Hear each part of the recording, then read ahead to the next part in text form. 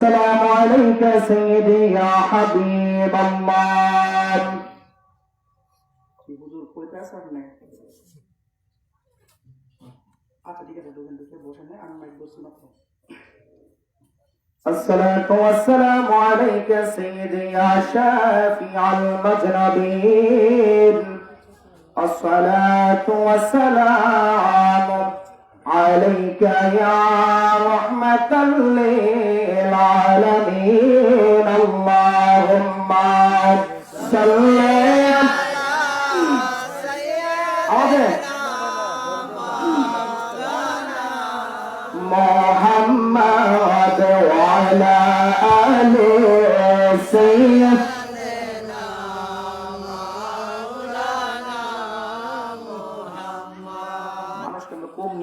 মোটামুটি বালা মাস না আওয়াজ তো আরো বেশি করে দেওয়া লাগবে নদীর দরুদ আওয়াজে বললে লাভ আসেনি মনে হুজুর আমরা তো মাইকে করতেছি না কিন্তু আপনি বুঝেন আপনারটা বেশি না আপনাদের আওয়াজ আমার থেকে আরো বেশি কারণ কেন জানেন আপনি মাইকে কই নাকি বোঝা যায় একটু বেশি নদীর আওয়াজ নদীর দরুদ যত আওয়াজে পড়বেন আপনার কণ্ঠের আওয়াজ যত দূরে যাবে যত গাছপালা যদি শুনে কাল কিয়ামতের ময়দানে ওই ঘাসগুলো আপনার পক্ষে সাক্ষী দিবে কোন সুবহানাল্লাহ আওয়াজ কি নাই আওয়াজ বলে লাভ আছে কি নাই আওয়াজ আসতে হবে দরদের নাকি জোরে হবে আর তো আমাদের কোন আসতে না জোরে জোরে হলে জোরে বলেন আল্লাহুম্মা সাল্লি আলা সাইয়্যিদিনা মুহাম্মাদ আল্লাহুম্মা সাল্লি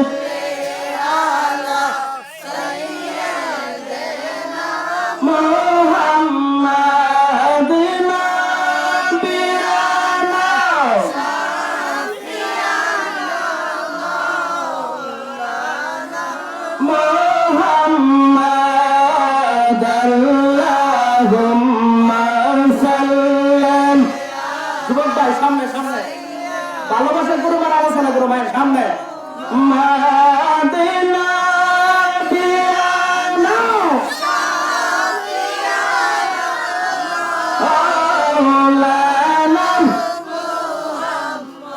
কোথায় রইলেন নূরের নবী গো আমাদেরকে ছাড়িয়া কোথায় রইলেন নূরের নবী গো আমাদেরকে ছাড়িয়া আগো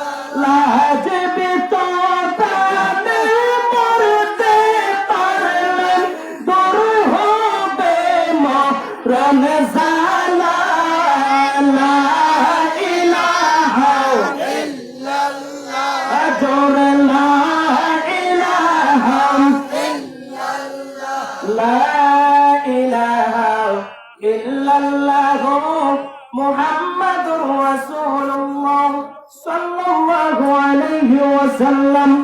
আওয়াজে বলেন না মারহাবা, আর একটু আওয়াজ করে বলেন না আল্লাহু আকবার, আর একটু মহব্বত নিয়ে বলেন না ইয়া রাসূলুল্লাহ, আর একটু আওয়াজে বলেন না ইয়া ওয়ালিয়াল্লাহ।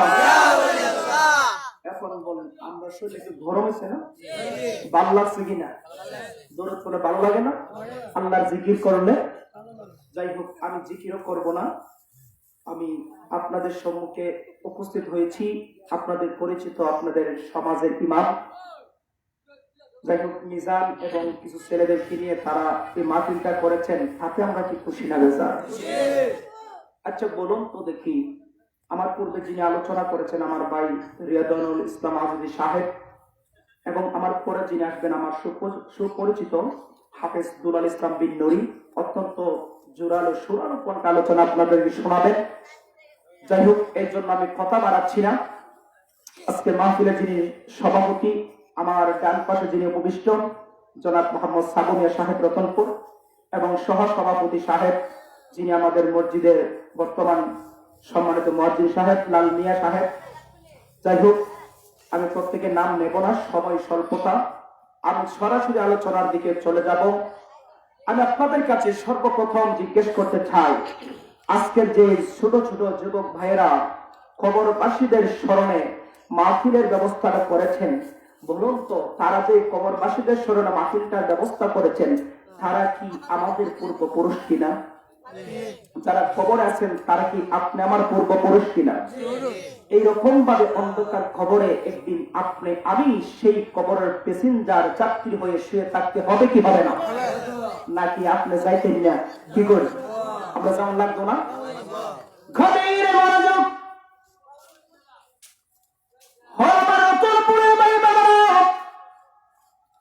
আমি আপনাদের সামনে অন্যদিকে কোনো কথা বাড়াবো না, শুধুমাত্র কবরবাসীদের স্মরণে কয়েকটা কথা বলবো রে বাবা। আর যদি সময় হয় আমার রাসূল পাকের আজমতে মোবারক নিয়ে কয়েকটা কথা বলবো।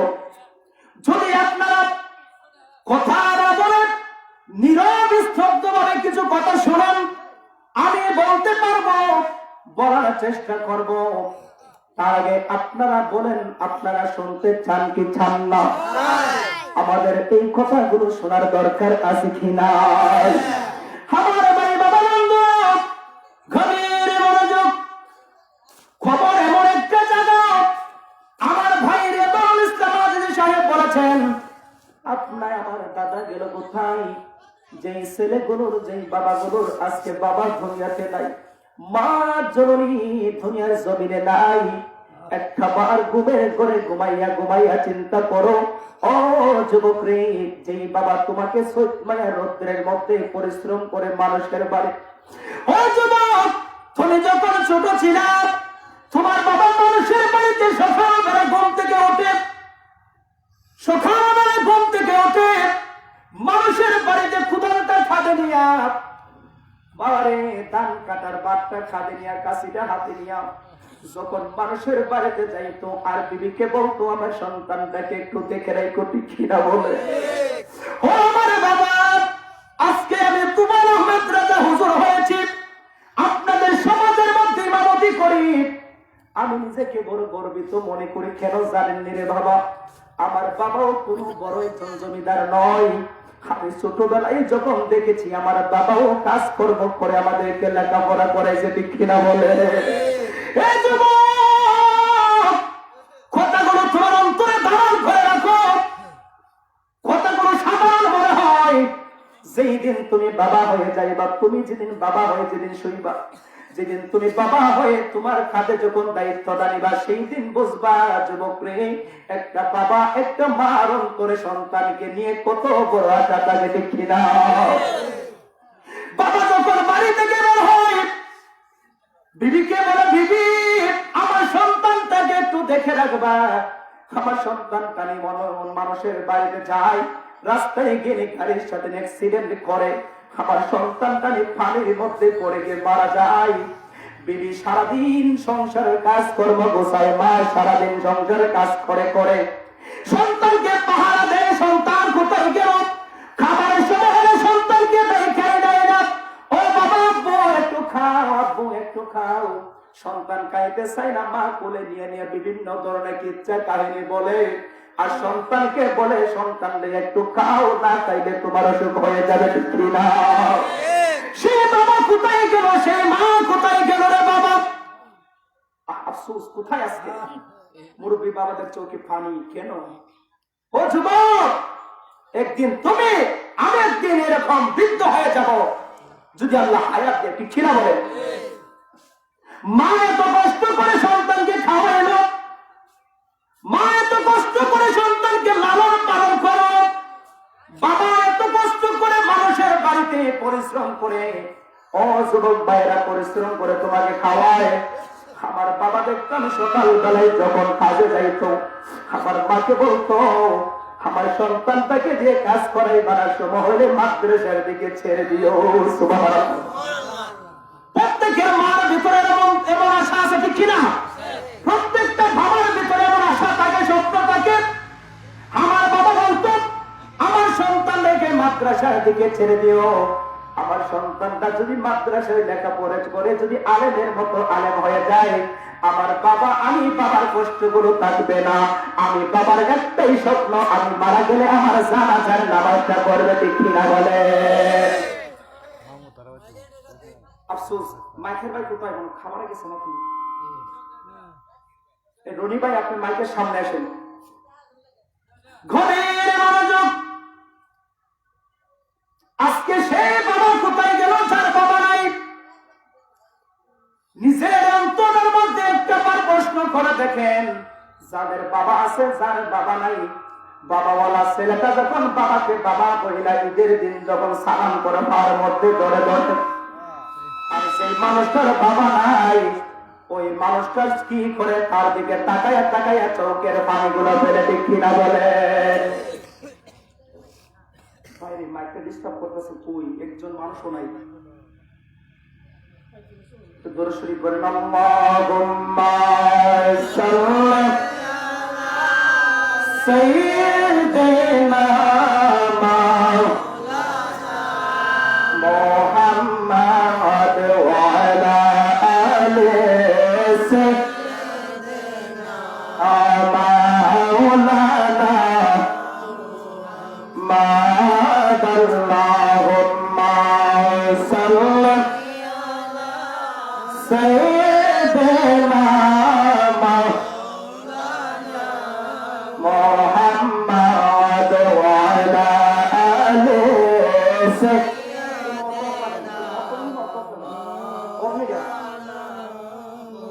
ছেলে মাকে ভুলে যাই গো, মাসেলেকে ভোলে না, ঠিক কিনা বলেন? আওয়াজ করে বলেন, ঠিক কিনা? এমন একটা সময়, এমন একটা সময় আমরা এসেছি বাবা, মা যখন বৃদ্ধ হয়ে যায়, ছেলেকে যখন আদর করে যত্ন করে বিবাহ করায়, কিছুদিন পরে দেখা যায় মাকে আলাদা করে দেয়, ঠিক কিনা বলো? কেমন আছে কি নেই সমাজে? আছে কি নাই? এই যুবক, একটা চিন্তা করে দেখো, তুমি যখন রাত্রে বেলায়, তুমি যুবক যখন 5 মাস 6 মাসের সন্তান ছিলে, দুনিয়ার জমিনে আগমন যখন করেছিলে, তোমার জন্মটা যখন হয়েছিল, তুমি যখন ছোট শিশু বাচ্চা ছিলা, তোমার মা যখন তোমাকে ঠান্ডার রজনীতে নিয়ে যখন ঘুমের ঘরের মধ্যে যখন ঘুমাইত, তুমি সন্তান যখন মার ডান দিকে যখন প্রস্রাব করে দিত, তোমার মা তোমাকে বাম দিকে নিয়ে যাইত, যখন তুমি বাম দিকে যখন প্রস্রাব করে দিতা, তোমার মা আবার তোমাকে মার বুকের মধ্যে ধারণ করত, ঠিক কিনা বলেন? তুমি যখন বুকের উপর যখন প্রস্রাব করত, মার কাপড়টা ভিজে যাইত, তখন মা কি করতো? তোমাকে বুকের মধ্যে আগলাইয়া জড়াইয়া দইরা দইরা মা শীতের রজনীর মধ্যে তোমার প্রস্রাবে ঘুমাইত, ঠিক কিনা? তুমি সন্তানকে কষ্ট দেয় নাই। ও যুবক, আজকে কি করে মার অবাধ্য সন্তান হয়ে যাও? আজকে কি করে তুমি বাবার অবাধ্য সন্তান হয়ে যাও? তোমার মাঝে এত কষ্ট করে লালন পালন করে তোমাকে বড় করে তোমাকে মানুষ করেছে, ঠিক কিনা বলে? এরকম আছে কিনা সমাজে? বউ পাইয়া মারে ভুলে যায়, বউ পেয়ে মাকে ভুলে যায়। আল্লাহ পাক রব্বুল আলামিন বলেন, আল্লাহ রাসূল বলেন, তোমার মা কেমন জিনিস জানো? তোমার গায়ের চামড়াগুলো ছিঁড়ে যদি মার পায়ের জুতা বানিয়ে দাও, তবে তোমার মায়ের একটা ফোঁটা দুধের দাম দেওয়া তোমার পক্ষে সম্ভব। আওয়াজ করে বলেন হবে? কি করে আজকে সেই মাকে পৃথক করে দাও? মাকে দাম ভাঙ্গা করে বাসায়ের মধ্যে আর তুমি সন্তান স্ত্রীকে নিয়ে নতুন খাট ভাঙকে নতুন ঘরে তুমি স্ত্রীকে নিয়ে ঘুমাও। আল্লাহ তোমার জন্য জাহান্নামের আগুনটা রেডি করে রেখেছে। ঠিক কিনা বলেন না? এই কথা বললে হুজুরের আবার দোষ দিতে পারে। উচিত কথা মোটা করে কিছু ছাড়ি না, কিছু খোয়ার দরকার আছে। ঠিক কিনা বলেন? গভীর মনোযোগ। ও মা বোনেরা, আপনারা শোনেন, আপনাদের নলেজে আমি রেজা একটা কথা শোনায় দিতে চাই।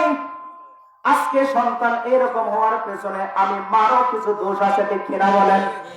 এখন মহিলারা কইব হুজুর দিয়ে আমরা এখানে দোষটাকে ব্যবহার থাকি দাম।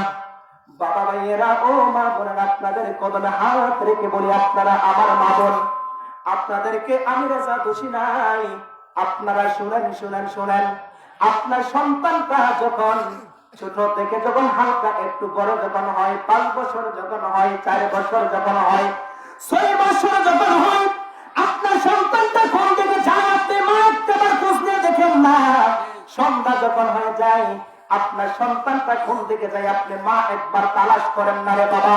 আমি সন্ধ্যার পরে মাগরিবের নামাজ পড়ে যখন রাস্তার মধ্যে বের হই, দেখি অনেক ছোট ছোট যুবক ছেলেরা রাস্তার মধ্যে দৌড়াদৌড়ি করে। ও মা, কেন কেন আপনার সন্তান কেন সন্ধ্যার পর রাস্তায় থাকবে? আপনার সন্তান তো সন্ধ্যার পরে বই খুলে আপনার সামনে পড়তে বসবে, আপনি মা তো তাকে একটাবার তাগিদ দিলেন না পড়ার জন্য। বলে হুজুর আমি তাগিদ দিই, আমার সন্তান কথা শোনে না। ও মা, কেন কথা শোনে না? তার একটা কারণ হলো আপনার মার কথা না শোনার একটাই কারণ, আজান যখন মসজিদের দিকে হয় আপনি মায়ের মাথার মধ্যে কাপড় নাই। আজান যখন মসজিদের দিকে হয় আপনি মায়ের ওযু করেন নাই। আজান যখন মসজিদের দিকে হয় আপনি মা নামাজের কথা বলেন নাই। আজান যখন মসজিদের দিকে হয় আপনি মা আল্লাহর কথা একবার ভাবেন নাই। আজান যখন মসজিদের দিকে হয় আপনি মা চোখটা তাকে টিভির সিনেমার দিকে টিকিয়ে বলে। আর ঠিক কি না? ভাই মাইক সারে গুরু আমাকে একটু কমায় দেন।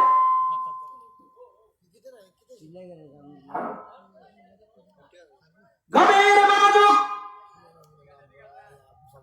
ও মা বোনেরা, আমার কথাগুলো শোনেন, অল্প কথা অধিক কথা বোঝানোর চেষ্টা করব। একটা দুইটা কথা যদি পালন করতে পারে আমার জীবনটা ইসলামিক জিন্দেগি হয়ে যাবে। ঠিক কিনা বলেন? আজান যখন হয়ে যাবে, মাগরিবের আজান যখন হয়ে যাবে, মাগো আপনি সঙ্গে সঙ্গে মাথার মধ্যে কাপড় দেন, আপনি পুকুরের দিকে যান, টিউবওয়েলের দিকে যান, আপনি ওযু বানান, আপনার ছোট সন্তানটাকে সাথে নিয়ে যান, বাবা আস আমার সাথে ওযু করবা। ঠিক কিনা বলেন? আপনি মা যদি আল্লাহু আকবার তাকবীর দিয়ে পশ্চিম দিকে যদি আপনি কানাই কাবার দিকে রোখ করেন, নামাজের মধ্যে যদি আপনি দাঁড়িয়ে যান, আপনার ছোট সন্তানটাও দেখবেন আপনার সাথে নামাজের মধ্যে দাঁড়িয়ে যাবে। ঠিক কিনা বলেন? নামাজ পারুক বা না পারুক, আমার ছোটবেলার একটা কথা মনে পড়ে গেছে, আপনারা মাইন্ড করবেন না। সবে কদর অথবা সবে বরাত অথবা সবে মেরাজের রাত্রে আমার মা নামাজের মধ্যে দাঁড়ায়, আমি ছোট সন্তান, আমি আমার মায়ের সাথে গিয়ে দাঁড়ালাম। হঠাৎ করে আমার মা সেজদায় চলে গেল। আমি মার সেজদা না দেখে দেখে আমি সেজদা করলাম। আবার যখন মা সেজদা করলো, আমি নিজে এটা বাস্তব প্রমাণ, আমি আমার মায়ের কাঁধের মধ্যে জড়ায় ধরে রাখলাম। আমার মাকে দেখি সেজদা থেকে মাথা উঠায় না। কিরে বাবা, আপনি মা এটা করেন না কেন? গভীর মনোযোগ। ও মা, আপনি আজান হলেন, ওযু করে আপনি নামাজের মধ্যে দাঁড়িয়ে যান, আপনার সন্তানটাকে দেখবেন আপনার সঙ্গে সঙ্গে নামাজের দিকে দাঁড়িয়ে গেল।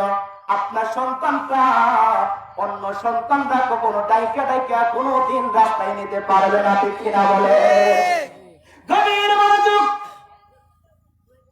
ফজরের নামাজের সময়টা কঠিন একটা সময়। মুয়াজ্জিন সাহেব আছে বাস্তব প্রমাণ, আসলাম 1 বছরের অধিক হয়ে গেছে, মুয়াজ্জিন সাহেবের নামাজ আযান কোনোদিন কাজা হয় নাই। আর একটা বাস্তবতা আপনি জিজ্ঞেস করে দেখেন, আমি রেজাকে শুধু একদিন একটু নক করেছিলাম, হুজুর নামাজের সময় হয়েছে আলহামদুলিল্লাহ, আর কোনোদিন আমাকে একটা ডাক দিতে হয় নাই গিয়ে হুজুর নামাজের সময় হয়েছে। কেন রে বাবা ভাইয়ের আমার, আপনি কেন ফজরের সময় কেন ঘুমের ঘরে ঘুমে থাকবেন? আপনার অভ্যস্তটা করে নেন, ফজরের আযান যখন হবে আমি ঘুম থেকে উঠে মসজিদের দিকে যাব, আপনি এই চিন্তাটা করে যদি আপনি ঘুমের ঘরে ঘুমান আর আল্লাহর কাছে যদি বলেন আল্লাহ আমাকে আযানের সময় হলে তুমি আল্লাহ আমাকে ডাকাইয়া দিও, তোমার দায়িত্বের উপর ছেড়ে দিলাম, এই চিন্তা করে করে যদি আপনি ঘুমের ঘরে ঘুমাতে, ও মুরব্বী বাবারা, যুবক ভাইয়েরা, দেখবা একদিন 2 দিন 3 দিন করলে অটোমেটিকলি ফজরের সময় তোমার ঘুম ভেঙে যাবে, ঠিক কিনা বলে?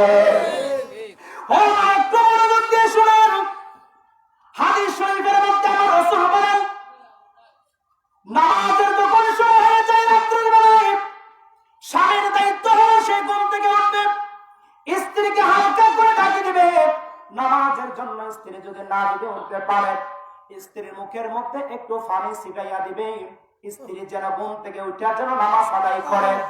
স্ত্রী যদি আগে যদি উঠে যায়, স্বামীকে একটু করে নক করবে, একটু করে ডাক দিবে।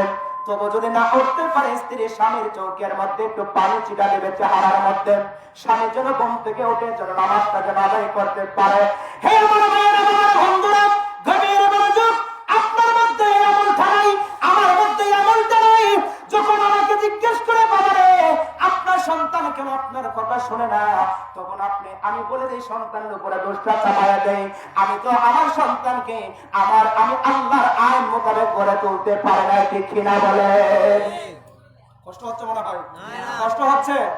কথাগুলো খুব কষ্ট হচ্ছে আপনাদের? আমি সেদিকে আলোচনা করবো না, খবরের দিকে যাবো। একটু কথা একটু মনোযোগ দেন, গভীর মনোযোগ। খবরের জিন্দেগি কেমন জানেন? আমার ভাই প্রথম বক্তায় আলোচনা করেছেন খবরের জিন্দেগিটা কেমন। ও আমার মুরব্বী বাবারা, আপনি আমার যখন মরণটা যখন হয়ে যাবে, আপনি আমার মরণ হওয়ার পরে আমাকে যখন খবরের যখন শোনানো হবে, খবরের মধ্যে রাখার পরে আমার ভাই বাবা বন্ধুরা গভীর মনোযোগ, খবরের মধ্যে যখন আপনাকে আমাকে যখন রেখে দেওয়া হবে, আপনাদের কাছে জিজ্ঞেস করতে চাই, সর্বপ্রথম 2 জন ফেরেশতা নামবে কি নামবে না? ভাই বুঝলাম না আপনি কি বাইকটা কি অবস্থাটা?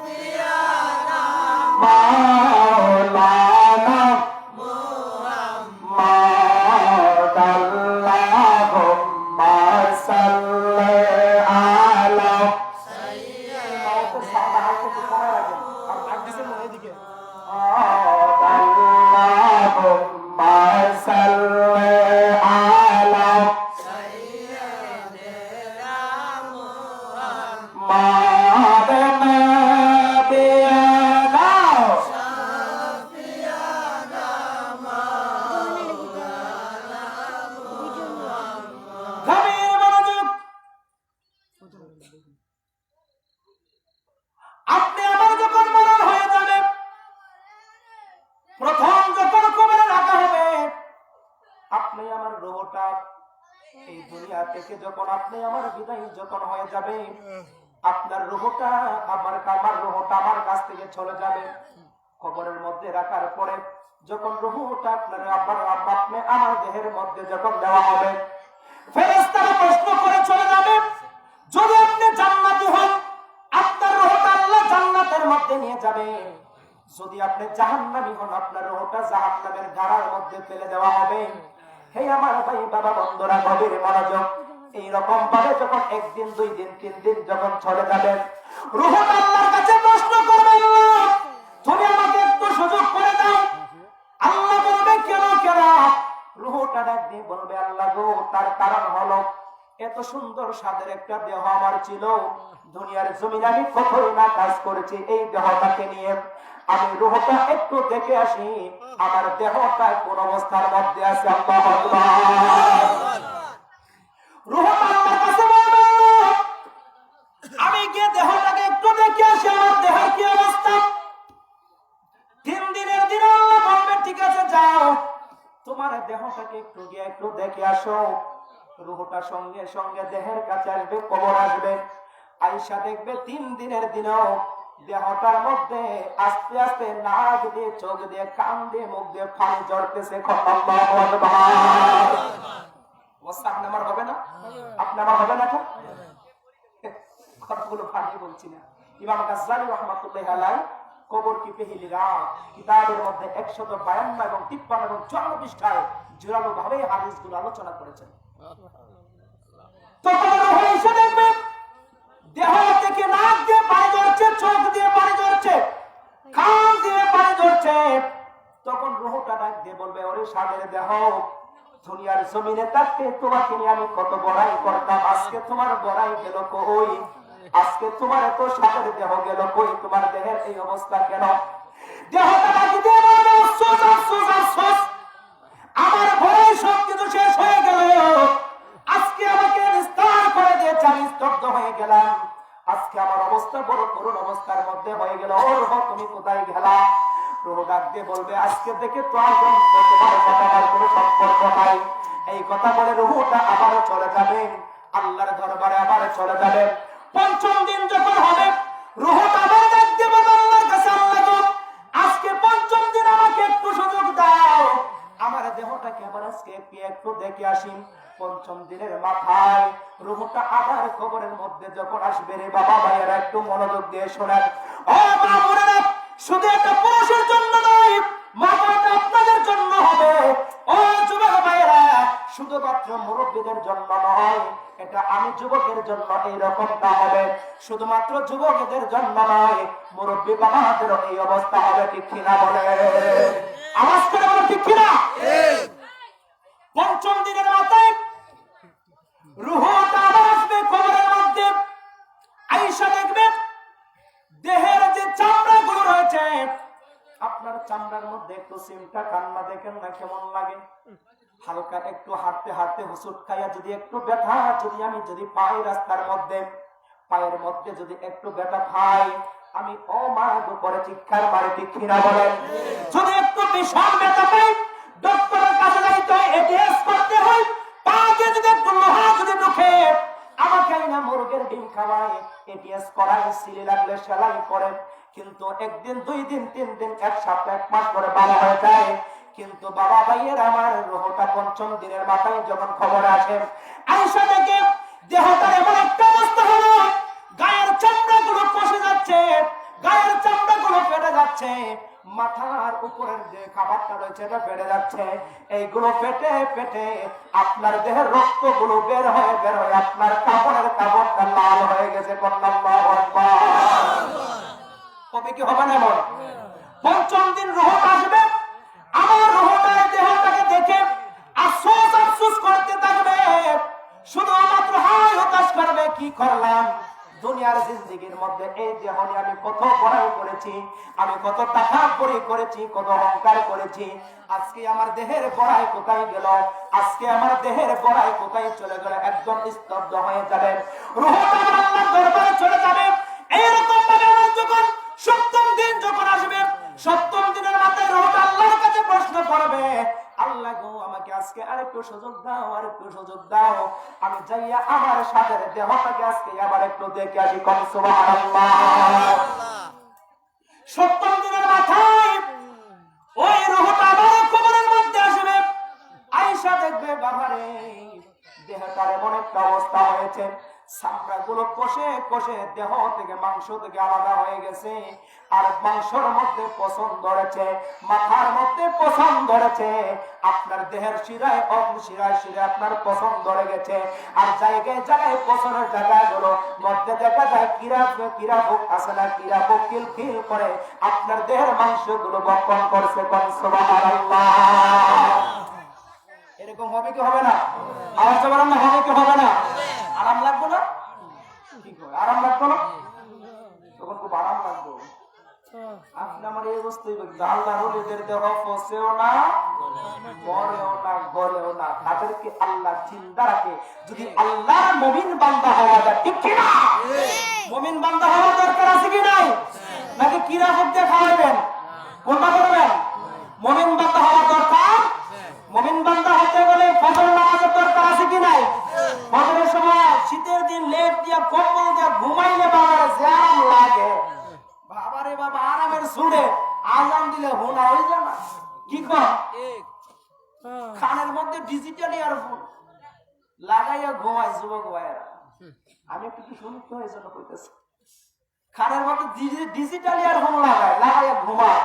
ফজর আজানের সময় কানে ইয়ারফোনে মুয়াজ্জিন ডাকে আসসালাতু খায়রু, খবর নাই যে তোমার দেহ কি মাকে খাইবে কি খাইবে না, কিরামকে খাইবে কি খাইবে না।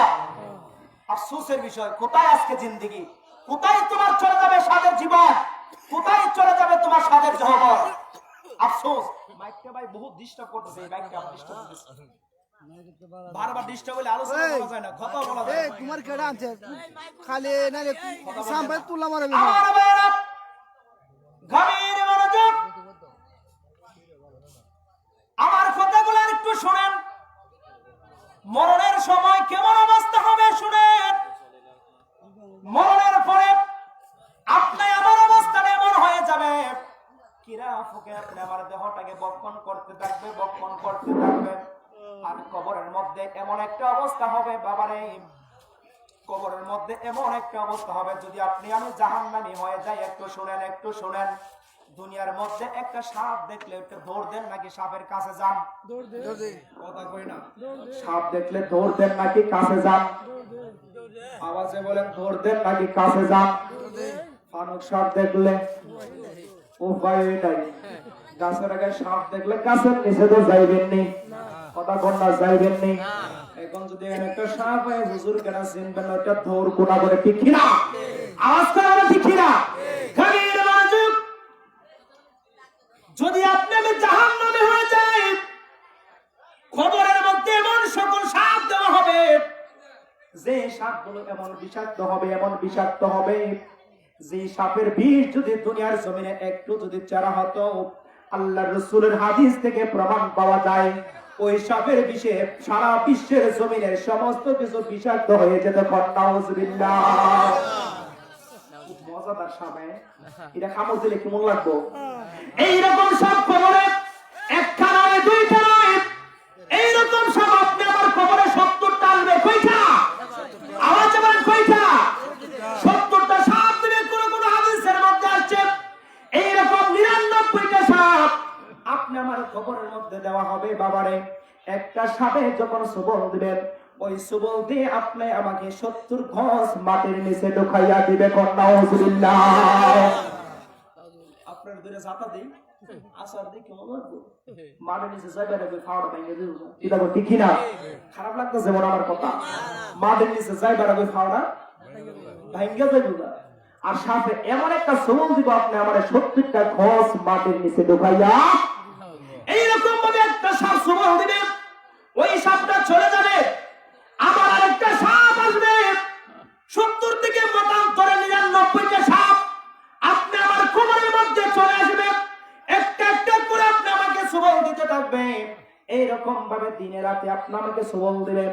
একটা সবল দিয়ে মাটির নিচে যখন ঢোকাবে, আপনি আমার দেহটা মাটির সাথে মিশ্রিত হয়ে যাবে। আল্লাহ ফেরেশতা পাঠাইবে, ফেরেশতা যাইয়া আমার ওই বান্দার দেহটাকে আবার পরিপূর্ণ করে দেয়, তখন সাপে আবার টাইনা টাইনা আপনাকে উপর দিকে উঠাবে, আবার আরেকটা সাপ সবল দিয়ে আপনাকে ওই রকম ভাবে মাটির নিচে ঢুকাবে। যদি আপনি জাহান্নামী হয়ে যান, আমি যদি জাহান্নামী হয়ে যাই বাবারা, এইরকম ভাবে কিয়ামত পর্যন্ত আপনি আমার কবরে আযাবের গজব চলবে। কোন নাউজুবিল্লাহ। মজা লাগবে না? আরেকটা কথা শুনেন, যত টাকা বলা আছে আমরা মনে করি বাড়ির মধ্যে টাইলস করলাম আমি বড় ধনী লোক, ঠিক না? গত জমায় বলেছিলাম আমরা মনে করি বাড়ির মধ্যে আমি বিল্ডিং করলাম আমি বড় ধনী লোক, আমি বড় সুখী, আমি বড় স্বাচ্ছন্দ্যে থাকি। না রে বাবা না, শোনেন শোনেন, আমি বাড়ির মধ্যে টাইলস করে আমি লেপ দাও দিয়ে ঘুমাইলাম, আরেকটা লোক রাস্তার মধ্যে বন বিছাইয়া সে গর্তের মধ্যে সালা দিয়ে ঘুমাইলো। ওই লোকটা আর আপনার মধ্যে পার্থক্য কোথায়? শোনেন, আপনি টাইলস করে ঘুমাইলেন ঘরের মধ্যে, ফজরের সময় আপনি নামাজে গেলেন না, আরেকটা লোক রাস্তার মধ্যে ঘুমায় আজান হল আল্লাহু আকবার, ঠিক কিনা? আপনার ওই লোকের মধ্যে পার্থক্য কতটা? শোনেন, গরিব লোকটা আল্লাহকে ডাকে, আর যে লোকটা টাইলস করে ঘরের ভিতরে ঘুমায় কোটি কোটি টাকা, লক্ষ লক্ষ টাকা ব্যালেন্স করে, একটা ওয়াজের জন্য তার কাছে সাদার জন্য দান বলবে 36 টাকা, ঠিক কিনা? বলে কি বলে না? আমরা বাড়াই বলছি আছে কি নাই? কবে কিসের টাকা কয়েকদিন পরে পরে কিসের টাকা রেস্তোরাঁ টাকা দিতে পারবো? আর যে লোকটা দিনমজুর রিক্সাওয়ালা ভ্যানগাড়িওয়ালা, তার কাছে গিয়ে যদি বলেন ভাই, রতনপুরের যুবকরা যদি বলে ভাই আমরা খবরবাসীদের সবার একটা মাহফিলের ব্যবস্থা করেছি, আমাদেরকে একটু সাহায্য করেন, লোকটা চোখের পানি ছাড়বে আর বলবে আইরে ভাই আমি তো আমার কাছে যতগুলো টাকা নাই, শোনো শোনো আমার মার স্মরণে বাবার স্মরণে আমি 10টা টাকা দিয়ে শরীর কাটলাম, ঠিক কিনা বলে? ওই লোকটা টাকা দিল, বড় লোকটা দিল না। আমার ভাইরা গভীর মনোযোগ, গভীর মনোযোগ, আপনি যে একটা বার যাকাত দিলেন না, আপনি ইসলামিক রাস্তায় 10টা টাকা খরচ করলেন না, কাল কিয়ামতের ময়দানে কেমন হবে জানেন নি রে বাবা? কবরের মধ্যে আপনার অবস্থাটা কেমন হবে জানেন নি রে বাবা? বুখারী শরীফের মধ্যে হাদিস, আপনার কবরের মধ্যে একটা সাপ বানানো হবে, ওই সাপটা আর ওই সাপটার মধ্যে 2টা মুখ থাকবে। কয়টা? 2টা। 2টা। এ খাদের জন্য যারা যাকাত দেয় না, যারা যাকাত। আরেকটা কথা, আরেকটা কথা, বিয়ে করাইতে গেলে আমি কিন্তু সামাজিক কিছু কথা বলি, কষ্ট তো আপনারা বাবা, কষ্ট আছে। বিয়া করাইতে গেলে ও বড়টা সুন্দর নেই, হ্যাঁ সুন্দর, ঠিক আছে, 1 নম্বরটা শেষ, 2 নম্বরটা কিটা? ওর বাপের বন্ধ দেখ ওই কানে খেত আছে, ঠিক না? ওর বাপের আছে 20 কানে খেত, কয়টা? ঠিক আছে। এরপর বাড়ির ভিতরে, বাড়িটা দেখ কি রকম, খুব সুন্দর, ঘরের ভিতরে দেখ ফ্রিজ কয়টা আছে কি নাই? ও ফ্রিজ আছে 2টা, কয়টা? ঠিক আছে। ঘরের ভিতরে চুলা চিনি আছে, ঘরের ভিতরে দেখ টিভি একটা আছে 40 ইঞ্চি, কয় কি কয় না? এরে বাবা বানাই দিতেছি মনে হয়, কয় কি কয় না? আছে এইটা সবগুলা ঠিক। এখন শেষ পর্যন্ত পঞ্চায়েত ডাকে, মানুষ ডাকে, কয়েকজন ডাইকা কয় এমকবার একটা মেয়ে ডাইকা সে আসো তোমাদেরকে নিয়ে যাব, যাইয়া সেটা প্রথমে কয় আমার ছেলেটা তো ব্যাংকের অফিসার, ঠিক কিনা বলে? তোমার মেয়ে কি করে? আমার মেয়ে মেট্রিক পাস করছে, এসএসসি দিয়েছে। জিজ্ঞেস করে নাই তোমার মেয়েটা নামাজ পড়ে? জিগায় না। দ্বিতীয়ত জিজ্ঞেস করে তোমার মেয়েটা মেট্রিক এসএসসি করেছে, ঠিক আছে, আমার ছেলে তো ব্যাংকের অফিসার, এখন শোনো তোমার মেয়ের বিবাহ করানো শর্ত একটা, কয় লক্ষ টাকা আছে কি নাই? এই ফকিরের বাচ্চা ফকির, পরামানের জমির মধ্যে তোর ফকির যায়, ঠিক কি না? আল্লাহ রাসূলের হাদিস, যৌতুক নিয়ে বিবাহ করলে ওরে বিয়াদব পরিহার করার পরিহার তোরা জাহান্নামে দিব। কোথায় দিব? আমার ইমামতি রাখেন না, দরকার নাই আমার ইমামতির, পরিহার গুলার একটু দয়া লই, ঠিক কি না? কোন কষ্ট হইতাছে? এই পরিহার কয় লাখ দিবা? 1 লাখ। ওই তো না, মুখটা মূল পুরাই লাখ, মুখটা পুরো বলছে না। আর জন সাইড থেকে কই না বলে দিব না, আর 50,000 আর 50,000 আমার ছেলে কিটা ব্যাংকের ম্যানেজার ও ব্যাংকের কথা কয় না ব্যাংকের কি ম্যানেজার ওরে ম্যানেজার না এ অফিসার ব্যাংকের কি অফিসার এও কত বড় পহিরের ঘরে তো পহিরে হয় ঠিক কি না ঠিক এ অফিসার না হলে বলে আব্বা আমার যৌতুকের দরকার আমি যেটা ভাই সেইটা নিয়ে আমার স্ত্রী কিনে জীবন যাপন করবো ঠিক কি না ঠিক ওই 1.5 লাখ ওই তো না জায়গা বুঝে শুনা কয়েন কয়টা লাগবে 3টা দিলে আস কয়টা দিলে 3টা যদি দেন ফোনে যোগাযোগ করেন করিল দেখো ওই কইও 3টা যদি দেন আমি রাজি নাহলে আরেকটা দেহ ঠিক কি না বলেন ঠিক ফোন দেয় কপি হিসাব বিয়ার আগে কপি হিসাব 2টা দিব ওই তো না আর আইডা মোটামুটি মানুষ যায় না দিতে পারলে ঠিক আছে বাড়ির খরচ দেয় আরো 20,000 পড়ইছে 70 হইছিনি 2 লাখ 70 হইছিনি আর এরা দিব বাড়ির খরচটা একটু দেন বিষয় এই পয়সার ঘরের পয়সা তোর ফুলারে বিয়ে করবে আরেকবার আগে চাইনা দিয়ে আবার খাওয়াইবে কেন লিখে ঠিক কি না গভীর মনোযোগ কষ্ট হচ্ছে মনে হয় আমার বাবারা ভাইয়েরা বন্ধুরা 2,70,000 টাকা লইল এরপরে আমার ফুলা তো ব্যাংক জারি করে একটা 2 চাকাওয়ালা লাগবনি ওই কি কয় না ওটা দিলাম তোমার ফুলা কইতে বিদেশ থেকে আইছে ফুলা কইতে চালাই চলে যাইব এই পয়সা তোর ফুলা বিদেশ থেকে তোর ফুলা কি টাকা নাই আরেকবার বিডি আনবে একবার জিরো আনবে আবার লাগবে তোর ফুলা লাগবে গভীর মনোযোগ আল্লাহর নবী বলেন ওই উম্মতেরা যারা যৌতুক নিয়ে বিবাহ করো আল্লাহর নবী বলেন তোমাদের জন্য আল্লাহর জাহান্নামটা রেডি ঠিক কি না হাদিস কয়টা লাগবে আমার সাথে যোগাযোগ করুন আলোচনার পর আসুন আমি হাদিস দেখাবো যৌতুক নিয়ে বিবাহ করলে আল্লাহ রাসূল এটা সমর্থন করে না আওয়াজ বলে করে না জায়েজ নাই হারাম যৌতুক নেওয়া ইসলামের মধ্যে হারাম ঠিক আজকে সমাজে এক গ্রুপ রিক্সা চালায় 50,000 লাগবে রিক্সা চালাকে লেখে ঠিক কি না ঠিক কি না বলে গভীর মনোযোগ সেই দিকে যাচ্ছি না প্রত্যেকটা বিষয় আলোচনা করলে অনেক সময়ের প্রয়োজন 70,000 2,70,000 দিল ওগুলো দেখো আমার বাড়ির থেকে লোক যাবে 150 কয়জন হাদিসের মধ্যে আসছে মেয়ের বাড়িতে অনুষ্ঠান করে খাওয়াটা নিষেধ এখন সমাজ রক্ষা করতে চাই করো অল্প কজন মানুষ যাও মেয়েটাকে বিবাহ দিতে বাবার জন্য কতটুকু কষ্ট হচ্ছে রে বাবা যাদের করে মেয়ে আছে তারা বুঝে এই যন্ত্রণা কত যন্ত্রণা ঠিক কিনা মেয়েটাকে বিবাহ দিতে অনেক কষ্ট হয় বাবার আমার বলে 150 জন লোক যাবে ওই লোকগুলোকে কামাইতে গেলে তো দইটা শেষে না পাই বদনাম ঠিক কিনা ঠিক দইটা যদি না থাকে দই করছে না আর বদনামে শেষ নাই মেয়েটাকে জামার জন্য সারা জীবন কয় তোর বাবা তোর বিয়া দিছে দই খাওয়াইছে কেন রে বাবা তোর কি টাকা নাই তুই কিনা খাইতে পারছ না আমার ভাইয়েরা গভীর মনোযোগ এইরকমটা করে ইসলামের মধ্যে নিষেধ এইরকমটা আল্লাহ রাসূল নিষেধ করেছেন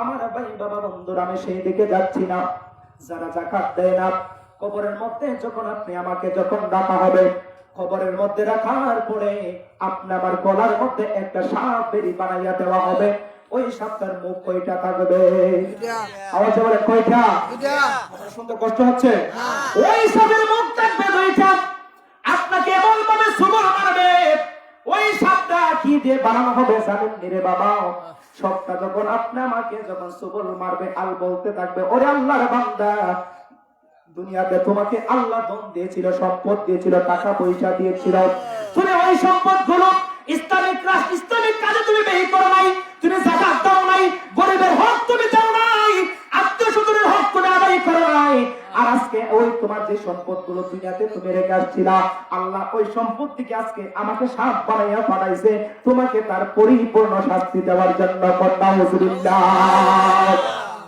সম্পত্তিগুলো কি হবে সাপ কি হবে সাবধান যাকাত আদায় করবেন যাকাত না দিলে খবরে ওই সম্পত্তিগুলো আপনার খবরে যাবে সাপ হয়ে আর এই সম্পত্তিগুলো আপনি আমাকে কষ্ট দিতে থাকবে একদিন 2 দিনের জন্য নয় এটা কিয়ামত পর্যন্ত দিতে থাকবে কন্যা নাউজুবিল্লাহ আফসোস এই আলোচনাগুলো দরকার আছে কি নাই হ্যাঁ কষ্ট হচ্ছে আপনাদের ওই স্বপ্ন যখন সুবল মারবে রে বাবা সুবল দিয়ে আপনার দেহটাকে জোর জোর করে বেরোবে বিষে বিষাক্ত হয়ে যাবে আপনি আমি তোমার দুনিয়ার সম্পত্তি, আমি তোমার দুনিয়ার সম্পত্তি। আজকে আল্লাহ আমাকে সাপ বানাইয়া তোমার কাছে পাঠাইয়া দিল, কিয়ামত পর্যন্ত তোমাকে ধ্বংস করতে থাকবো। নাউযুবিল্লাহ। শুধু তাই নয়, ও বন্ধুরা আমার ঘরের মনোযোগ, সাপটা দংশন করবে তখন আপনার কবরের মধ্যে আল্লাহ একটা ফেরেশতা বানাইবে। ফেরেশতারা চোখে দেখে না, কি করে না? চোখে দেখে না, কানে শুনে না, এটারে কি কয়? বয়রা। হাত পেল্লা ফেরেশতাই কবরে, সে চোখে দেখে না, হাত পেল্লা কথাও বলতে পারে না। ওই ফেরেশতা যখন আপনার কবরের মধ্যে যখন আসবে, ওই ফেরেশতা আপনার কবরের মধ্যে ঢুকে আপনাকে এমন ভাবে মার দিবে, একটা আঘাত করবে আপনাকে, একটা আঘাতের পরে আপনি 70 গজ মাটির নিচে যাবেন। আল্লাহু আকবার। 70 গজ মাটির নিচে আপনাকে ঢুকানো হবে, আবার আপনাকে উঠাবে, ফেরেশতারা আবার আপনাকে মারতে থাকবে। এরকম ভাবে হাত পেল্লা ফেরেশতা বাবারে আপনি আমাকে মারতে মারতে কিয়ামত পর্যন্ত মারবে। একবার চিন্তা করে দেখেন, শাস্তি শুধু একটা নয়, প্রত্যেকটা কাজের জন্য আল্লাহ এক একটা করে শাস্তির ব্যবস্থা করে রেখেছেন। আল্লাহু আকবার। আফসোস, কোথায় আপনি আমার জীবন, কোথায় আপনি আমার জিন্দগি? কিসের জন্য এত বহাল, কিসের জন্য এত অহংকার, কিসের জন্য এত বড় দাঁড়ানকুটা, কিসের প্রয়োজন? সামাজিকতা রক্ষা করেন, কিছু করেন, এতগুলো দরকার নাই, ঠিক কিনা? হিসাব আল্লাহর দরবারে দিতে হবে। আপনার বাড়িতে যদি আপনি একটু সুন্দর করে না সাজিয়ে আপনার টাকাগুলো যদি আপনার একটা নিকটাত্মীয় অসহায় লোককে যদি দিতেন, সে যদি আল্লাহর দরবারে দোয়া করতো, আপনার বাবার কবরটা জান্নাতে হলো, ঠিক কিনা? আপনি যদি মসজিদে দান করতেন, আল্লাহর ঘরের মধ্যে ওই দানটা সবকে জারিয়া হয়ে আপনার বাবার কবরটা জান্নাতে হলো, ঠিক কিনা? মসজিদের মধ্যে কালেকশন করে দেখা যায়, গরিব লোকেরা বলে হুজুর আমি এটা দেবো, ওটা দেবো, বড় লোককে মুখ টিকবে হয় না। আফসোস, আফসোসের বিষয় বাবা, আফসোস। একটু দরুদ পড়েন, আল্লাহুম্মা সাল্লি আলা সাইয়্যিদিনা মুহাম্মাদ। আল্লাহুম্মা সাল্লি আলা সাইয়্যিদিনা মুহাম্মাদ নাবিয়ানা শাফিয়ানা মাওলানা মুহাম্মাদ। আল্লাহুম্মা সাল্লি আলা সাইয়্যিদিনা মুহাম্মাদ নাবিয়ানা মাওলানা মুহাম্মাদ। আমার বাবারা ভাইয়েরা, সময় কোথায় দিয়ে চলে গেল দেখতে পারি নাই। 10টা 10 হয়ে গেছে। এর পরবর্তীতে হুজুর 10:30টায় আসবে বলছিল, 20-এ আমি বলছি 10:30টায় আপনাদের কষ্ট হবে নি। না না, আমি আর 20টা মিনিট ছাড়ালে কষ্ট হইব নি? কষ্ট হবে না আপনাদের?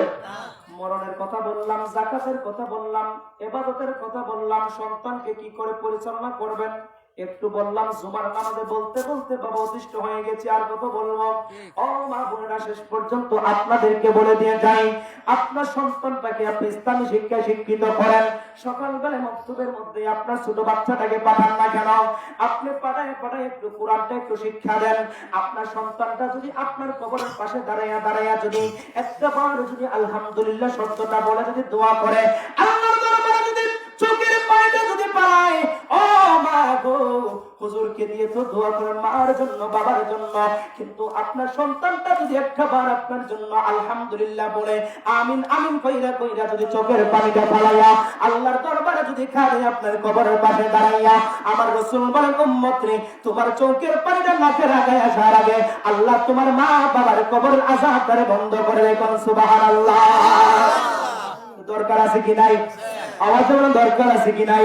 নাকি হামজার পরে গেমস খেলবার লাগে রাস্তায় যা দেবো? এখন তো একটা গেম চলছে, ফ্রি ফায়ার। কি fire? Free fire. Free fire খেলতে খেলতে ফুলাহান্ড অতিষ্ঠ হয়ে যায়। কিছুক্ষণ আগে আমি এদিকে আসতেছি, দেখলাম রাস্তার পাশে পুকুরের পাড়ে বয়ে বয়ে, আমি চিনি নাই, দুইটা ছেলে বয়ে মোবাইলে টাস টুস করতেছে।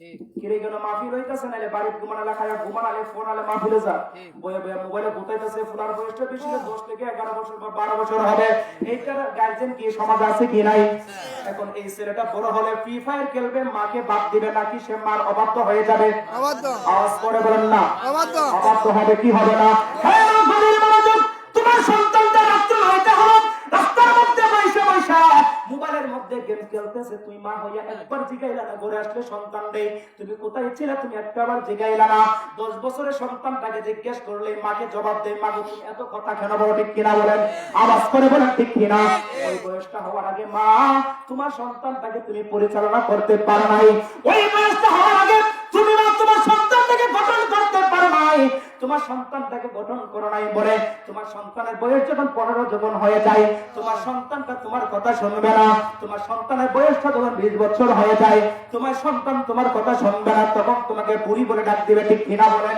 আওয়াজ করে বলেন না ঠিক কিনা এই যুবকরা গভীর মনোযোগ নিজের অন্তর থেকে একবার খুলে খুলে শোনো মাকে যদি কষ্ট দাও বাবাকে যদি কষ্ট দাও তোমার ঘরের মধ্যে যদি রাজসিংহাসন থাকে তোমার ঘরের মধ্যে যদি দামি দামি পালং থাকে তোমার ঘরের মধ্যে যদি লক্ষ লক্ষ টাকা থাকে রে যুবক তোমার টাকাগুলো কোনো কাজে আসবে না তোমার মাকে যদি কষ্ট দাও তোমার মাকে যদি কষ্ট দাও তোমার বাবাকে যদি কষ্ট দাও তোমার টাকাগুলো আল্লাহর দরবারে কোনো কাজে লাগবে না ঠিক কিনা বলে এই জন্য মা বোনদেরকে বলি সন্তানদেরকে মানুষ করার পিছনে বাবার চেয়ে বেশি অবদান মা ঠিক কিনা আওয়াজ করো ঠিক কিনা বাবা তো সকালবেলায় কাজে যায় তোমার কাছে দায়িত্ব দিয়ে যায় তুমি মা জিজ্ঞেস করো নাই এই জন্য তোমার সন্তানটা ওইদিকে চলে গেল বাবারে শুধু সন্তান মাকে কষ্ট দিলে সন্তানের শাস্তি হবে শুধু এটা নয় আপনার সন্তানকে যদি আপনি ইসলামী শিক্ষায় যদি না করতে পারেন এই জন্য আপনিও আল্লাহর জাহান্নামে জ্বলতে হবে ঠিক কিনা আফসোস সমাজ পরিচালনার জন্য এই কথাটাই যথেষ্ট যদি আমি বুঝতে পারি এখন আসুন আমি রাসূলের একটা ফজিলত নিয়ে আলোচনা করে আমি সমাপ্ত দিয়ে দেব আপনারা কি শুনবেন শুনতে রাজি আছেন আল্লাহ রাসূল কি আমাদের মতো না কথা বলেন না আল্লাহ রাসূল কি আমাদের মতো আপনি আমার মতো না সাধারণ নয় আল্লাহর নবীর আসমত দেখেন রাসূলের কত ফজিলত বর্ণনা করবেন আমার নাম করিমউদ্দিন রহিমউদ্দিন সলিমউদ্দিন কত নাম আমি রাখলাম আমাদের নামের সঙ্গে যদি নাম মিলাইয়া যদি কোনো মানুষ রাখে আমার নাম তুফাইল আহমদ যদি আরেকজনের নাম মনে করে ওই তুফাইল আহমদের সঙ্গে আমি তুফাইল আহমদ রাখবো তাহলে ওই মানুষটার নামটা ইসলামিক হবে কিন্তু আমার নামের সঙ্গে নাম মিলিয়ে রাখলে সে জান্নাতি হবে এরকম কোন ডকুমেন্ট নাই কিন্তু আহমদ শব্দটা কার নবীর নাম আহমদ শব্দটা কার এই নামটা স্বয়ং আল্লাহ রেখেছেন কে রেখেছেন আহমদ নামটা আমার আল্লাহ রেখেছেন মুহাম্মদ নামটা জমিনে হয়েছে বলেন সুবহানাল্লাহ আহমদ শব্দের অর্থ হলো প্রশংসনীয় আর মুহাম্মদ শব্দের অর্থ হলো প্রশংসিত বলেন সুবহানাল্লাহ সুবহানাল্লাহ দেখেন ভাই বাবা বন্ধুরা হাদিস শরীফের মধ্যে এসেছে আল্লাহর নবীর একজন সাহাবী হযরতে আনাস বিন মালিক রাদিয়াল্লাহু তাআলা থেকে বর্ণনা এখানে হাদিস শরীফের মধ্যে এসেছে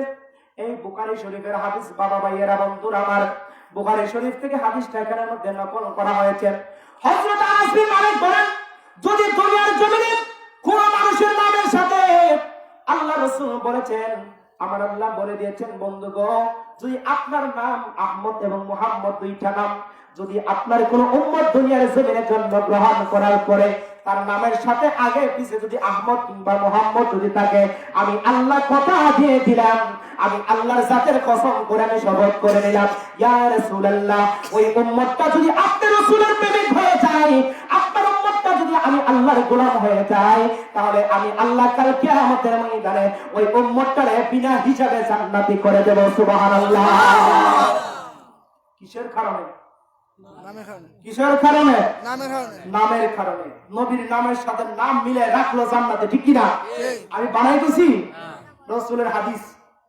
নবীর নামের সাথে নাম মিলে রাখলো জান্নাতি যদি আপনি নবীর প্রেমিক হইতে পারে শুধু তাই নয় গভীর মনোযোগ হযরত আলী ইবনে আবু তালিব রাদিয়াল্লাহু তাআলা থেকে বর্ণনা তিনি বলেন আমার নবী বলেন উম্মত রে যদি কোন মজলিসের মধ্যে 20 জন লোক থাকে 10 জন লোক থাকে 50 জন লোক থাকে ওখানের মধ্যে একটা লোক যদি আহমদ কিংবা মোহাম্মদ নামের যদি থাকে, আমার আল্লাহ পাক রব্বুল আলামিন ওই নামের লোকের কারণে তার সাথে সমস্ত লোকের গুনাহগুলো আমার আল্লাহ মাফ করে দেয়। সুবহানাল্লাহ। সহজ। নবীকে আপনার মতো আমার মতো দেখুন আছে, নবী তো আমার মধ্যে আছে, বাজারে গেছে, খাইছে, ঘুমাইছে, বিবি আছে, ঠিক না? আমি কাউকে গালি দিচ্ছি না বাবা, কথাগুলো মনে রাখবেন, স্মরণ রাখবেন, কথাগুলো বোঝার দরকার। নবী কি, নবী কেমন আছে, ঠিক না? গভীর মনোযোগ। শুধু তাই নয়, আমার নবীর নাম মোবারকের ফজিলত বর্ণনা করলে অনেক সময় প্রয়োজন। আমি আরেকটা ফজিলত নবীর বর্ণনা করে দিচ্ছি। আমার নবীর হাত মোবারকের কত বরকত শুনেন। আপনি আমার হাত দিয়া যদি কোনো কিছু করি, বিসমিল্লাহ বলে করলে এটার মধ্যে সওয়াব পাওয়া যায়। আর আমার নবীজির নূরানি জিসিম মোবারকের হাত মোবারক দ্বারা কিছু করলে এটার মধ্যে আমার আল্লাহ কতটুকু বরকত দেয় দেখেন। হযরত জাবির ইবনে আব্দুল্লাহ আনসারী রাদিয়াল্লাহু তাআলা আনহু, হযরত জাবির ইবনে আব্দুল্লাহ আনসারী রাদিয়াল্লাহু তাআলা আনহুর পিতা হযরত আব্দুল্লাহ ইবনে আমর রাদিয়াল্লাহু তাআলা আনহু যুদ্ধের ময়দানে তিনি শহীদ হয়ে গেলেন। শহীদ হওয়ার সময় ওনার কাছে কিছু লোকে কিছু টাকা পাইতো, ধার কর্জ, ঋণ। কি পাইতো? ঋণ পাইতো। কি পাইতো? ঋণ পাইতো, কর্জ পাইতো। হযরত নারায়ে তাকবীর, আল্লাহু আকবার। আর কাছে নারায়ে তাকবীর, আল্লাহু আকবার। নারায়ে রিসালাত, ইয়া রাসূলুল্লাহ। নারায়ে রিসালাত, ইয়া রাসূলুল্লাহ। প্রধানমন্ত্রী সাহেবের আগমন, প্রধানমন্ত্রী সাহেবের আগমন, মারহাবা বলে। হুজুর আমাদের সামনে চলে আসছেন। আমি 2টা মিনিটে শুধু এই কথাটা বলে আমি সমাপ্ত করে দেব।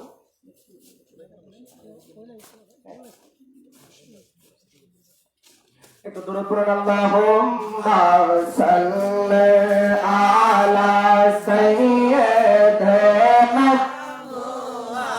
মুহাম্মাদ, আল্লাহুম্মা সাল্লি আলা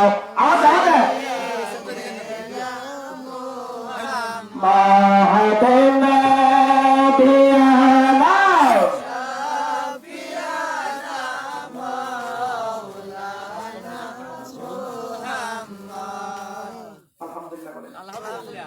হুজুরে কইছে 5 মিনিট 10 মিনিট আমার সমস্যা নাই। আমি হাদিসটা কই শেষ দিলাম। আমার তো একটা বিবেক আছে, আমার বন্ধু মানুষ হতে পারে, কিন্তু আজকের মাহফিলে তিনি প্রধান অতিথি, তার আলোচনা আমাদের শোনার প্রয়োজন আছে। গভীর মনোযোগ। হযরত আব্দুল্লাহ ইবনে জাবের রাদিয়াল্লাহু তাআলা বলেন, ইয়া রাসূলুল্লাহ, ইয়া হাবিবাল্লাহ, নবী গো, আমার পিতা মারা গেল। আমার পিতা কিছু ঋণ দুনিয়ার জমিনে রেখে মারা গেছে রাসূল। এখন ঋণদার যারা কর্জদার দ্বারা আমার কাছে আসছে এগুলো আদায় করার জন্য। ইয়া রাসূলুল্লাহ, আমার কাছে শুধুমাত্র একটা বাগান ছাড়া, খেজুরের একটা বাগান ছাড়া কোনো কিছু নাই। ওগো আল্লাহর রাসূল, আমি কি করব, আপনি একটু আসেন না? আমার নবী বলেন, ওরে জাবের, তুমি তোমার বাগানের মধ্যে চলে যাও, আমি আসতেছি। হযরত জাবের রাদিয়াল্লাহু তাআলা বাগানের মধ্যে গেলেন, কর্জদারদেরকে নিয়ে আমার নবী বাগানের মধ্যে গেলেন। যাওয়ার পর আমার নবী বলেন, ওরে জাবের, তোমার খেজুরগুলো ছোট ছোট করে স্তূপ করে নাও, করে তুমি রেখে দাও। হযরত জাবের রাদিয়াল্লাহু তাআলা খেজুরগুলোকে এখানে কিছু ওখানে কিছু এরকম ভাবে কিছু স্তূপ করে রেখে দিলেন। আল্লাহর নবী কি করলেন সংক্ষেপে বলে শেষ দিচ্ছি। আল্লাহর নবী সাল্লাল্লাহু আলাইহি ওয়াসাল্লাম কিতাবের মধ্যে প্রমাণ আসে, এই হাদিসটা বানানো কোনো হাদিস না, বুখারী শরীফের মধ্যে এসেছে এবং মিশকাত শরীফের মধ্যে 573 পৃষ্ঠার মধ্যে হাদিসটা বর্ণনা করা হয়েছে। এবার সহ বলতাম, আমার কাছে এবার সহটা নিয়ে এসেছিলাম, আমি বলার ইচ্ছা ছিল, সময় সম্পদ স্বল্পতার কারণে বলতে পারবো না। আমার নবী বলেন, কিতাবের মধ্যে প্রমাণ এসেছে, হযরত জাবের রাদিয়াল্লাহু তাআলা 13টা খেজুর স্তূপ করলেন। আমার নবী সবচেয়ে বড় যে স্তূপটা, এটার পাশে গিয়ে আমার নবীর জিসিম মোবারক নিয়ে আমার নবী বসে গেলেন। আমার নবী বসে গিয়ে আমার রাসূল সাল্লাল্লাহু আলাইহি ওয়াসাল্লাম খেজুরের স্তূপটার চতুর্দিকে আমার নবী এইভাবে 3বার বেষ্টন করলেন। কয়বার?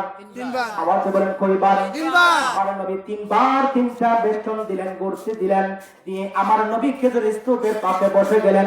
আমার নবী বলেন, ওরে জাবের আব্বার, ওরে জাবের আব্বার আব্দুল্লাহ ইবনে আমরের কর্জদার যারা, তোমরা আমি রাসূলের কাছে আসো, আমি রাসূলের কাছে আসো। তখন কর্জধাররা আমার রাসূলের কাছে আসলেন, আমার নবীর নুরানি হাত মুবারক দ্বারা তাদেরকে খেজুর দিচ্ছেন আর বলছেন তোমাদের ঋণ পরিশোধ কিনা। তারা বলছেন ইয়া রাসূলুল্লাহ আমাদের ঋণ পরিশোধ হয়ে গেছে, আমরা পেয়ে গেছি। আমার নবী ওইরকম করে দিতে দিতে দিতে দিতে খেজুরগুলো দিতে দিতে সমস্ত ঋণদার যারা রয়েছে তাদেরকে আমার রাসূল শেষ করে দিলেন। হযরত আব্দুল্লাহ ইবনে সাবের রাদিয়াল্লাহু তাআলা বলেন, আমি লক্ষ্য করলাম কিছুক্ষণ পরে যখন দেখলাম আমার একবার কর্জদারেরা ঋণ দিয়ে আমার রাসূল শেষ করে দিলেন, আমি রাসূলের কাছে গেলাম, যাইয়া দেখলাম আমার নবীর যে খেজুর স্তূপের কাছে বসলেন, আমার নবীর হাত মুবারকের বরকতে ওই খেজুর স্তূপ থেকে একটা খেজুর পর্যন্ত কমে নাই। কোন সুবহানাল্লাহ। কি রে বাবা আপনার দেই গেল মিজান কই আমার কাছে আনো আমি বাড়ি দেখবা একটু পরে থাকতো না একটা ফুট লাগাও ঠিক না বলো আরে ঠিক না আমার নবী ঋণদারদেরকে খেজুর দিতে দিতে শেষ করে দিলেন। আব্দুল্লাহ ইবনে জাবের রাদিয়াল্লাহু তাআলা বলেন, আমি তাকিয়ে দেখলাম কেন তা নয় যেখান থেকে আমার নবী গেছে সেখান থেকে একটা খেজুর পর্যন্ত কমাই ঠিক কেমন বলবো রাসূল কি তোমার আমার মতো এই কামার ঘরের খানা হাদিস তো ফরজ না জানবে কি করে? আমার কাছে বুখারী আছে মেশকা পয়সা আয় করে দেখায় দিই রাসূল বলে আমার মতো। আরে বাপ রে বাপ, রাসূল হচ্ছে আবুল আরওয়াহ কি সমস্ত রূহানীদের পিতা আমার রাসূল। আপনি আমার পিতা আছে 7 জন। আলোচনাটা করে সারা রাত লাগবো। এখানে প্রধানমন্ত্রী সাহেব এসেছেন, ওনাকে বসায় রেখে আলোচনা করাটা মানায় না। আপনারা যারা এদিক সেদিক আছেন আমাদের মাহফিলে চলে আসুন ইনশাআল্লাহ। এখন আমাদের সামনে আমাদের প্রধানমন্ত্রী সাহেব মাইক ধরবেন। আপনারা মাহফিলে এসে বসে মাহফিলের সৌন্দর্যটা একটু রক্ষা করেন। আলহামদুলিল্লাহ যেন আল্লাহ পাক রব্বুল আলামিন যতক্ষণ মাহফিল চলে আমাদেরকে সুন্দরভাবে শোনার মানার বুঝার পরবর্তীতে আমল করার তৌফিক দান করে। সবাই বলেন আমিন। আসসালামু আলাইকুম ওয়া রাহমাতুল্লাহি তাআলা ওয়া বারাকাতুহু ওয়া মাগফিরাহ।